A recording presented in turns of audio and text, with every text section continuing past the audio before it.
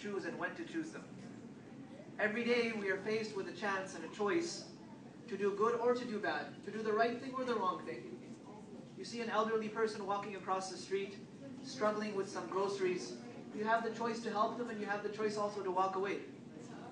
You see somebody who's fallen down and hurt themselves. You have the choice to help them, and you have the choice to walk away. You have a situation where you could tell the truth, or you could cover it up with a lie, and that is your choice. You have the choice of helping people in need, people that are going through, for example, a natural disaster somewhere in the world, famine and drought. So every day these choices come in front of us. And from morning to evening, sometimes without even thinking about it too much, we are making hundreds of choices throughout our day. What is it that affects those choices? What is that inner thing that takes us to that place where we make our decisions? We believe that all of the elements that we live in, the cultural elements, the social elements, the way we were brought up, our upbringing, our friends, the environment we stay in, the activities that we engage in, even the food that we eat, all of that leads towards the person that we become. And there is no denying that it's not all physical. There's a lot of social interaction. There's a lot of emotional interaction. There's a lot of psychological interaction. There's a lot of mental and intellectual interaction with the world constantly. And it's not all physical.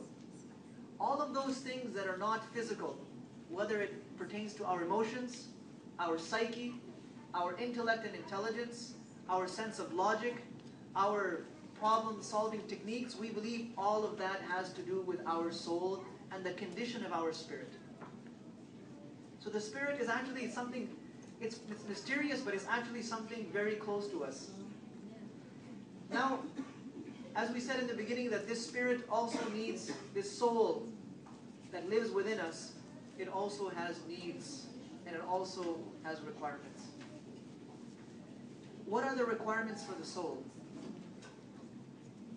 If we can answer that question, then we can also understand what is it that makes a human being, or what is it that ruins a human being. This soul needs to be nurtured not with physical food, but with spiritual food.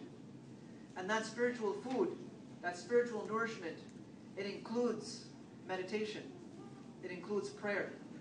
It includes getting rid of those negative tendencies that all of us have. Overcoming those negative tendencies. For example, the tendency towards greed, overcoming it with the tendency of generosity. The tendency to take out our anger, overcoming it with the power of patience and tolerance. The tendencies towards being lazy, overcoming that with the energy to become active. The tendencies to hate and despise and hold grudges, overcoming that with the power of love, the power of social harmony, the power of forgiveness. Negligence and ignorance, overcoming that with the power of knowledge and with the power of awareness. And it goes on and on and on and on. These are the foods that nourish the soul, and that is actually what makes a human being something of value and something to be cherished and something to be loved. It is what we have inside.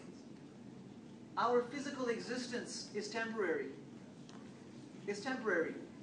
And our physical existence is not always a translation of what we really are. We do not choose our appearance. We do not choose the color of our eyes and the color of our skin. We do not choose any of these things.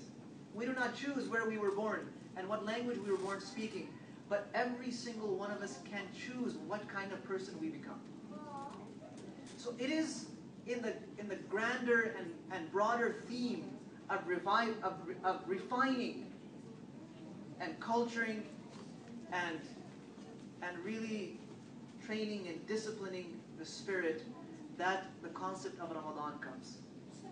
This is that month where we acknowledge the fact that we have been very busy feeding and looking after our physical bodies and our physical needs. We address that. We work hard. Students study hard. People that are parents or People in general, they're working hard to make ends meet for themselves and for their dependents. We spend all year doing that. We spend all year trying to have the best of this world, trying to have the best food, trying to have the best shelter, trying to have the best clothing, and all of these things according to our capacity. We are all trying for that. In the month of Ramadan, we sit down and we say, you know what? Those physical needs are important, and they stay with us as long as we're alive. There's no denying that. You can't walk away from that. But let's take out a little bit of time and build ourselves from within. Let's learn a little bit about becoming more refined as spiritual existences. So let's take out the time to contemplate on who created us and why He created us. Let's take out time and devote it to prayer. Let's put our physical needs at a secondary level and our spiritual needs at the primary level. And that's where fasting comes in. You see, I happen to be a certified naturopath and a homeopath, so I'm very familiar with the medical sciences. And we know the effects of constant eating on the body.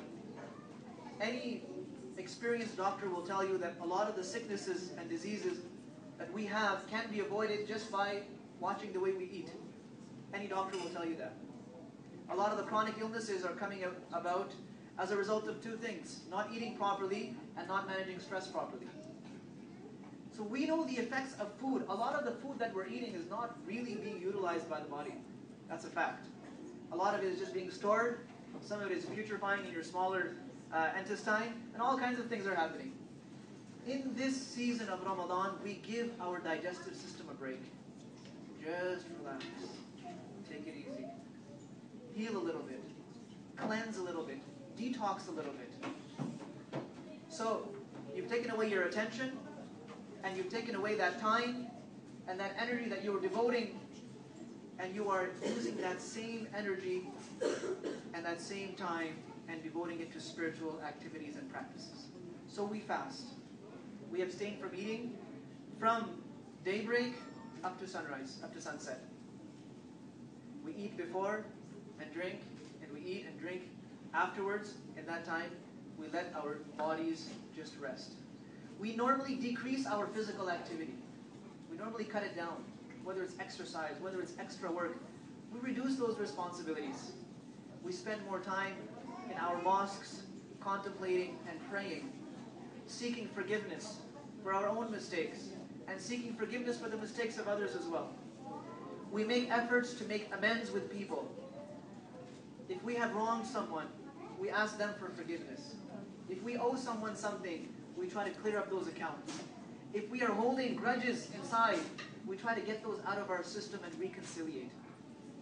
It is a month where we learn to sympathize with people who may not be as fortunate as us.